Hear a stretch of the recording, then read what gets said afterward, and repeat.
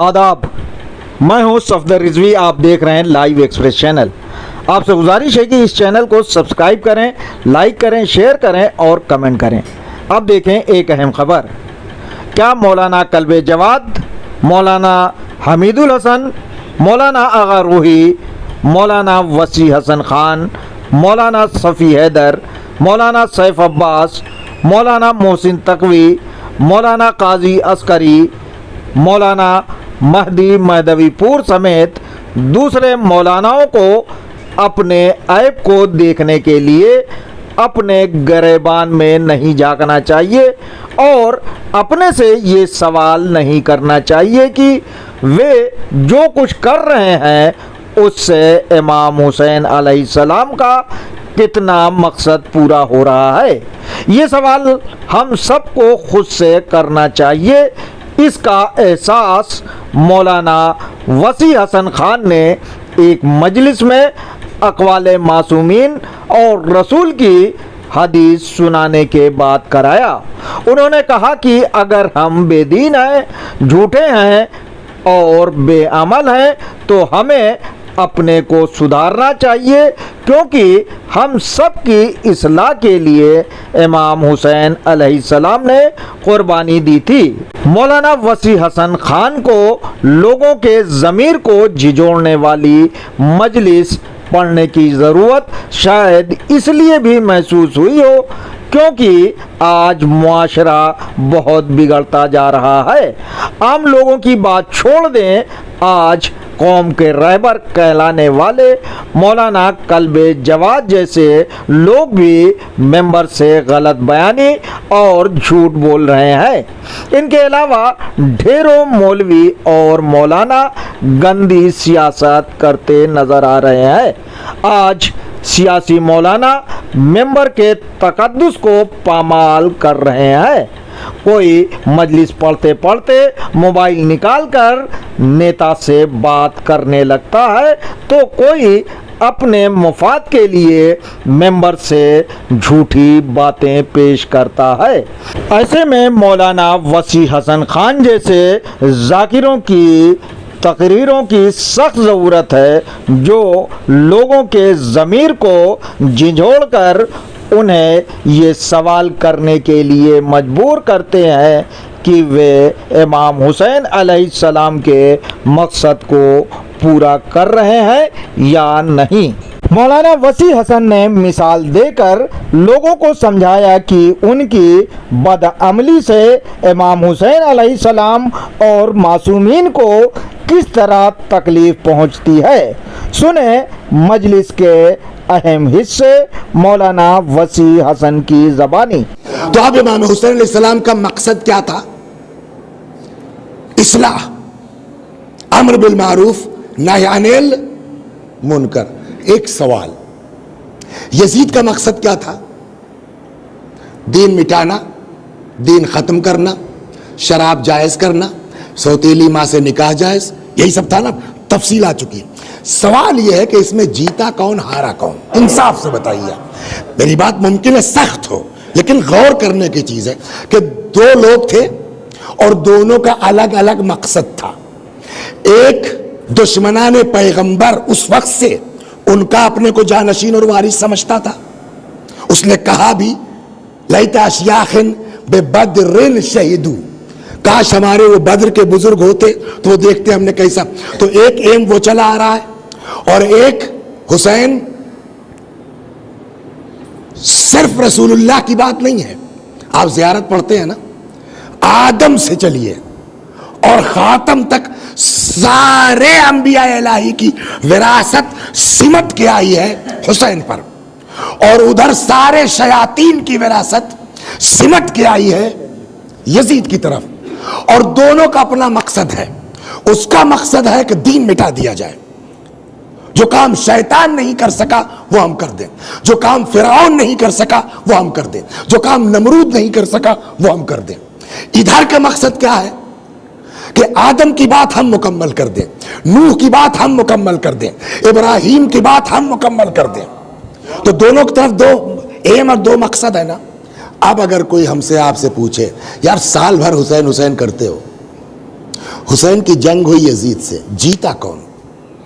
یزید جیتا کہ حضرت سید الشہداء صلاح؟ کیا جواب ہے آپ کے پاس؟ امام حسین علیہ السلام کا مقصد دین بچانا تھا اور یزید کا مقصد دین مٹانا تھا, یعنی دونوں کے اپنے اپنے مقصد تھے. دونوں میں سے کسے کامیابی ملی, اس پر مولانا وسیع حسن نے کیا کہا, سنیں ان کی زبانی. کس کو فتح حاصل ہوئی, کون جیتا؟ امام حسین نا. ہم یہی کہیں گے علامت کیا ہے اس کی, کیسے پہچانے کہ حسین جیت گئے؟ اس لیے کہ بظاہر قتل کر دیے گئے, جسم پر گھوڑے دوڑا دیے گئے, عورتوں اور بچوں کو اسیر کر کے در در پھرایا گیا, ادھر فتح کے نقارے بجے. اس کے باوجود ہم کیسے کہہ سکتے ہیں کہ معاذ اللہ استغفر اللہ یزید جیتا, امام حسین علیہ السلام ہار گئے؟ آپ نے فرمایا امام حسین جیتے. علامت کیا ہے؟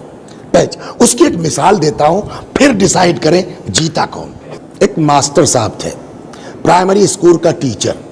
آج کل ہمارے یو پی میں پرائمری اسکول کے ٹیچر کی تنخواہ کیا ہوگی؟ 30,000 35,000, تھوڑا اور پرانا ہو گیا 50,000 60,000. ایک ماسٹر صاحب تھے, پرانے ٹیچر تھے, 50-60 ہزار روپے ان کی تنخواہ تھی. اکثر ہمارے پاس آتے تھے ملنے کے لیے, لیکن جب آتے تھے نہ کبھی ان کے پیر میں ڈھنگ کی چپل ہے, نہ ان کی بیوی کے پاس صحیح سی چادر ہے. ہم اکثر کہتے تھے کہ ماسٹر صاحب ہمیں 60,000 روپے تنخواہ ملتی ہے تم کو, 2 بچے کل ہیں, ایک بیوی, 4 آدمی ہیں, فی نفر 15,000 روپے تم کو پڑھ رہے ہیں, اللہ دے رہا ہے.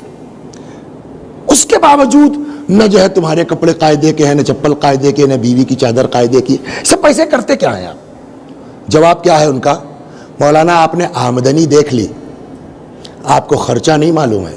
کیا خرچہ تمہارا؟ کل ایک لڑکا میرا MBBS کر رہا ہے, 40 لاکھ روپے میں نے لون لیا ہے, وہ وہاں پر MBBS کر رہا ہے. اس 40 لاکھ کا جو ہے 50,000 روپیہ مہینہ تو میرا یوں چلا جاتا ہے, 40,000 روپیہ مہینہ تو لون میں چلا جاتا ہے بھرنے کا. دوسرا لڑکا اوقات نہیں ہے تو سیدھے اپنا کچھ MBA کر رہا ہے, 10-12 ہزار روپے اس کو چلے جاتے ہیں. تو 60,000 کے 60,000 تو خرچہ ہو جاتا. میرے پاس جو باپ دادا سے زمین بچی ہے اس سے کچھ غلہ ولہ آ جاتا ہے تو چاول واول ابال کے کھا لیتے ہیں. میں نے کہا آپ بیوقوف ہیں, آپ کیوں خرچ کر رہے ہیں؟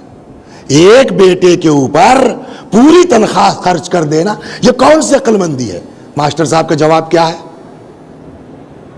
ایک امید ہے نا, ایک توقع ہے, کل کو میرا بیٹا ڈاکٹر ہو جائے گا, کل کو میرا بیٹا انجینئر ہو جائے گا. اب صاحب وہ بچے پڑھ رہے ہیں, 2-3 سال کے بعد وہ ماسٹر صاحب گریا کنا آئے روتے ہوئے, جناب آپ صحیح کہتے تھے کہ ہم کو خود کھانا چاہیے تھا, بڑھیا سے بڑھیا پہنتے, بیوی کو وہاں اس کو بھیجا پڑھنے کے لیے, وہ 2-3 سال وہاں رہا, 50,000 روپیہ مہینہ لون بھرتا رہا میں, اور بجائے اس کے کہ ڈاکٹر بن کے آتا 2 مرڈر میں پھنس گیا. وہ جو باپ دادا کی جائیداد تھی اس کو بھی بیچ کے کسی صورت سے بچا کے لایا ہوں, پیسہ بھی چلا گیا, جائیداد بھی چلی گئی, ڈاکٹر بھی نہ ہو سکا.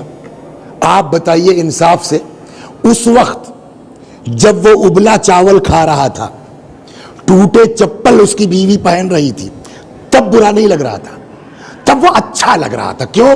اس لیے کہ ایک توقع ہے. آج سب جانے کے باوجود بیٹا ڈاکٹر ہونے کے بجائے قاتل بن کے نکلا. پرانی باتیں یاد آ کر کے اور تکلیف ہوگی کہ نہیں ہوگی؟ ہوگی کہ نہیں؟ کاش ہم نے اس کو وہاں نہ بھیجا ہوتا, کاش ہم نے یہ قربانی نہ دی ہوتی, کاش میں نے اتنا پیسہ اس کے اوپر خرچ نہ, اس وقت تکلیف کم ہوگی. آج نالائق نکلنے کے بعد اولاد کے تکلیف زیادہ ہوگی. اس کے برخلاف ماشاءاللہ جو ہے 5-7 سال کے بعد MBBS ہو کے آیا, پھر MD ہو گیا, پھر DM ہو گیا. اب معلوم ہوا صاحب کہ ایشیا میں اس سے بڑا کوئی ڈاکٹر نہیں ہے, ہارٹ کا اسپیشلسٹ ہے. ایک صاحب میرے پاس آئے, اور مومن لڑکا ہے, ایک صاحب میرے پاس آئے کہ صاحب وہ کوئی ڈاکٹر صاحب ہیں, ہارٹ کے بڑے اسپیشلسٹ ہیں, اور سنا ہے کہ صاحب ایشیا میں نمبر 1 کے ہیں. کسی نے بتایا ہے کہ ان کے والد سے آپ کے بڑے تعلقات ہیں. آپ اگر کہہ دیں گے تو وہ شاید فیس نہیں لیں گے, 5,000 روپے فیس اس کی ہے. میں نے چلو اب جا کے ہم نے صاحب ماسٹر صاحب کے یہاں بیل بجائی. नौकर निकला, जी फरमाइए। मैंने कहा बता दो भाई वसी हसन आए हैं, बैठा लो। अब साहब गए, बैठ के, इतना मोटा गद्दा साहब जो जल्लब का, बैठे, एक बालिश तो अंदर घुस गए। अरे मैंने कहा ये वही मास्टर साहब हैं। थोड़ी देर के बाद साहब 1.5 मीटर 2 मीटर की लंबी तौलिया से सर पोंछते हुए निकले, बैठ गए। जी मौलाना फरमाइए। मैंने कहा भाई ये मेरे जानने वाले हैं, बेचारे गरीब आदमी हैं, आपके साहबजादे के लिए सुना है कि बड़ा मोमिन है, अब्बा जिसके लिए कह देते हैं उसकी फीस माफ हो जाती है, दवा फ्री हो जाती है। मैं अभी लिखता हूँ मौलाना, आप कैसी बात करते हैं। वो उन्होंने पर्चा निकाला, हमारे बड़े पुराने ताल्लुकात हैं वसी हसन साहब से, और ये भेज रहे हैं, ज़रा देख लेना तुम। वो तो चला गया। कहने लगे मौलाना बैठिए, अब आप क्या एतराज़ कर रहे थे मेरे ऊपर, इस बच्चे पे इतना पैसा क्यों लगा रहे हो, सारी तनख्वाह इसके ऊपर क्यों खर्च कर रहे हो। उस वक्त खर्च किया था, लेकिन आज बेटे की तरक्की देख के सारा गम भूल गया हूं। खुशी होगी कि नहीं होगी। अब क्या हुआ, ये मास्टर साहब कामयाब हुए कि नाकाम, बोलिए कुमैल बोलो। कामयाब। पहले वाले केस में नाकाम। क्या क्राइटेरिया आपने बनाया कि लड़का नालायक निकल गया तो नाकाम, लड़का लायक निकल गया तो।